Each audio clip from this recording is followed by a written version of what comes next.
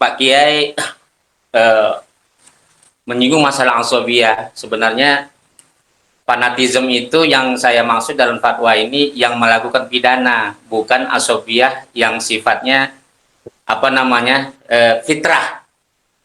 Itu semua manusia ada fanatik, ada.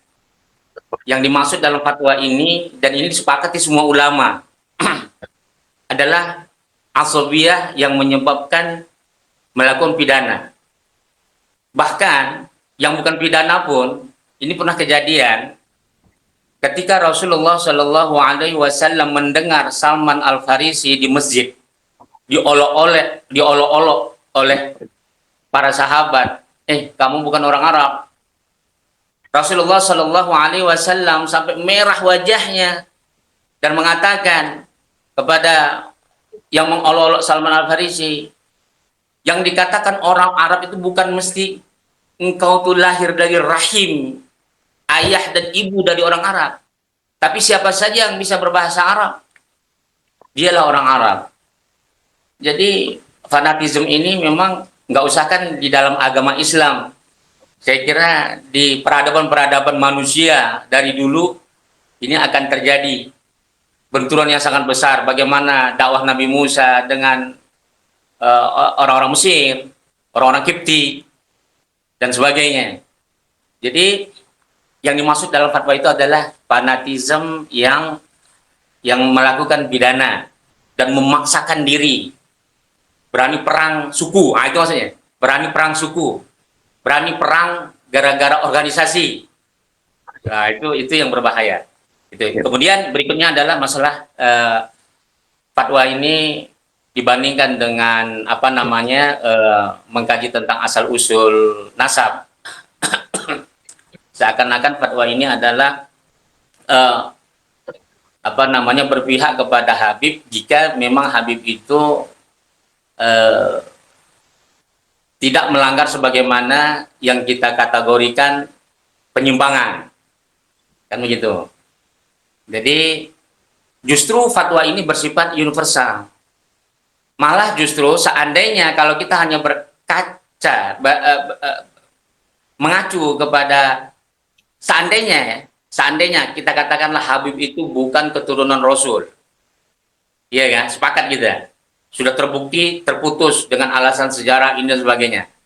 Seandainya ada orang yang jelas telah diuji DNA ternyata dia keturunan Rasul, walaupun ini kalau saya belum sepakat ini, bisa DNA nanti kita insya Allah kita buka sedikit. Apakah bisa DNA itu untuk menentukan darah keturunan Rasul atau yang disebut dengan Ahlul Bait? Nanti insya Allah sedikit akan kita buka. Jadi akhirnya budaya buruk ini tidak hilang dia.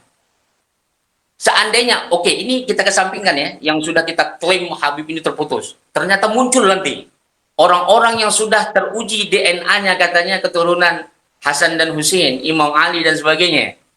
Udah. Ternyata mereka menerapkan budaya sebagaimana yang kita permasalahkan tadi. Sebagaimana sebab musabab fatwa kita tadi. Kira-kira gimana? Ini akan jadi benturan yang lebih besar lagi. Maka kita akan terjebak dengan apa namanya feudalistik dan sebagainya. Kita akan kembali kepada zaman batu lagi jadinya. Kemudian tadi ada yang nanya tentang masalah apa lagi? Walimah judi. Begini, itu memang Ibnu Khaldun banyak menerangkan, ada sebagian menerangkan tentang hal itu, termasuk juga Adunis, Ahmad Said Adunis, masalah kajian apa kitab beliau yang masalah as-sufiyah wa surrealism. Jadi kalau Adunis ini seorang penyair terkenal ya, saya kira insya Allah orang-orang intelektual pahamlah siapa Adunis. Beliau dalam kitabnya surrealism, as-sufiyah wa surrealism itu sangat panjang lebar bicara tentang majdub ini. Jadi saya pakai bahasa awam sajalah, nggak usah pakai pendapat beliau. Jadi begini,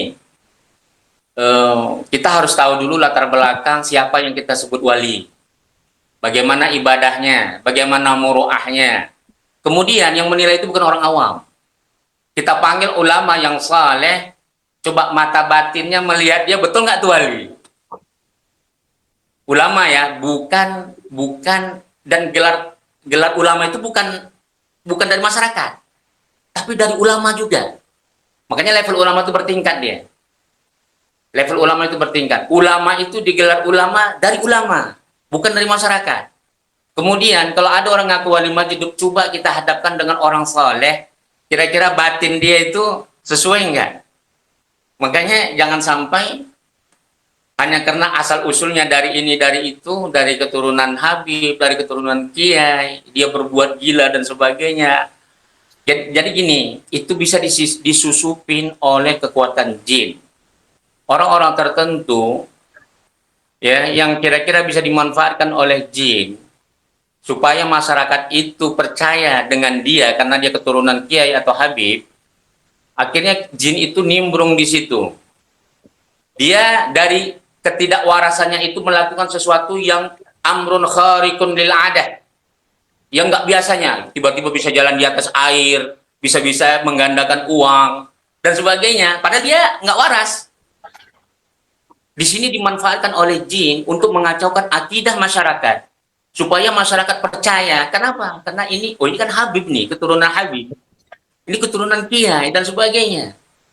Padahal dia dari kecilnya murahnya belum tentu benar, ilmunya belum tentu benar, akhlaknya belum tentu benar, sholatnya belum tentu benar.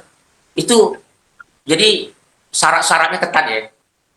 Makanya kalau Adonis itu surrealism dengan asufiyah itu bedanya. Kalau sufi katanya itu kan semuanya bersumber dari Allah. Kalau surrealism atau kalau kita kejawen dan sebagainya, ilmu-ilmu kanuragan kita, itu kan bukan dari Allah begitu. Jadi secara amro kharikun sama-sama kebal umpamanya, tapi beda. Kalau yang datang dari Allah, biasanya dia nggak tetap. Sekarang dia kebal, besok nggak. Tapi kalau yang datang dari jin, sekarang bisa menggandakan uang, besok bisa. Sekarang dia kebal, besok bisa kebal lagi. Tapi kalau dia yang murni dari Allah, insya Allah dia nggak bisa tetap. Saya kira itu aja gambaran singkatnya. Saya akan menanggapi Kiai Ovid dari perspektif tadi. Jika pada akhirnya nanti Habib mempunyai bukti gimana? Gitu. Ya enggak apa-apa, kita akui. Kita akui sebagai Habib. Dan dalam tradisi kita, itu sangat diajarkan untuk menghormati Habib. Untuk menghormati Sayyid Syarif, cucu Nabi. Maaf, bukan Habib ya. Sayyid Syarif, cucu Nabi. Sehingga kalau Habib ternyata itu adalah cucu Nabi, dalam kategori Sayyid maupun Syarif, ya kita akui. Kita realistik, empiris. Bukti empiris itu penting bagi kita. Karena hadis dari Nabi saja diverifikasi. Saya nggak bisa membayangkan kalau semua yang bersumber dari Nabi terkait dengan hadis itu tidak muncul seorang Imam Bukhari. Oh, itu udah banyak hadis-hadis maudhu' dhaif yang masuk ke permukaan itu. Baru lisan Nabi, ucapan Nabi aja diverifikasi begitu ketat. Apalagi yang berhubungan dengan darah Nabi, harusnya lebih ketat. Tidak hanya dari sisi riwayah, tapi juga dari sisi lintas disiplin ilmu. Sehingga kalau pada akhirnya terbukti, ya kita harus mengakui. Dan dalam tradisi kita di lingkungan warga Nahdlatul Ulama, memang itu Kiai Ovid, kita dididik untuk mencintai zuriyah Nabi. Kita mengakui ada zuriyah Nabi dan kita akan mencintai zuriyah Nabi. Sehingga ketika ada zuriyah Nabi di hadapan kita melakukan kesalahan, ya tetap salah, tapi tetap kita sayang dan mencintai. Bahkan kita akan menganggap mereka seperti bukan orang lain.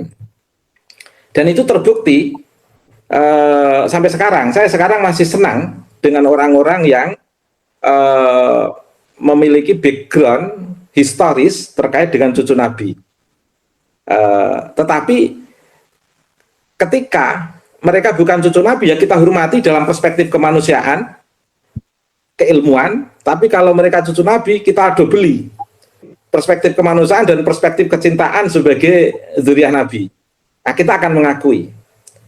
Nah, jadi yang menjadi persoalan itu kan kalau ada pengaku cucu Nabi tidak ada bukti. Hadis Nabi aja harus ada bukti, apalagi cucu Nabi. Buktinya harus lebih ketat itu sebenarnya untuk kehati-hatian kita. Sehingga kita kalau salah karena ketidaktahuan kita tidak apa-apa. Jadi bukan berarti kemudian lebih baik salah mencintai daripada salah membenci. Wah, ini teori yang ngaco ini. Lebih baik kita itu memverifikasi secara clear. Kalau nggak ada bukti, ya sudah, kita hormati sebagai seorang manusia. Kalau sudah kita hormati sebagai seorang manusia, kan insya Allah juga tidak ada penyimpangan dari sisi ketika kita nggak menghormati sebagai cucu Nabi. Sehingga di situ clear. Oleh karena itu harus ketat. Dalam konteks ini harus ketat, sehingga aturan yang diterapkan oleh Kiai Hafid itu kalau muncul ke permukaan itu akan menjadi ini aturan yang melindungi Habib yang selama ini dalam kesimpulan ilmiah sudah tidak terbukti. Karenanya itu kalau diajukan ke Habib Taufik pasti senang Habib Taufik dalam posisi sekarang ini. Habib Rizik pasti senang, apalagi diajukan ke Habib Bahar, oh pasti senang itu. Alhamdulillah ada perlindungan, katakan begitu. Isunya mundur ke belakang berarti. Oke, terkait dengan wali majdzub, saya dididik oleh orang tua saya, abah saya. Kita pada prinsipnya harus husnuzon pada semua orang. Kalau ada orang itu diakui sebagai wali oleh masyarakat,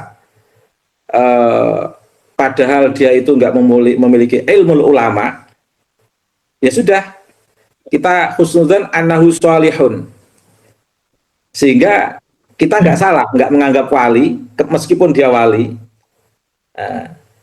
Yang menjadi persoalan itu kan kalau itu betul-betul wali tidak kita katakan wali, itu salah. Kalau tidak wali kita katakan wali, ya juga salah. Oleh karena itu sebaiknya husnuzon annahu sholihun min ibadillah, katakan begitu.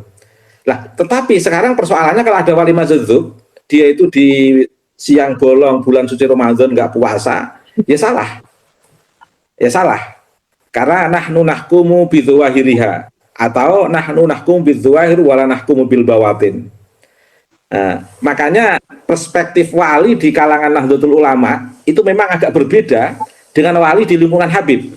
Jujur saja, itu berbeda. Tentu nggak saya jelaskan di sini, khawatirnya agak panjang lebar. Munculnya wali majdzub yang muncul dari habaib itu kan saya tahunya baru akhir-akhir ini, 10 tahun terakhir ini.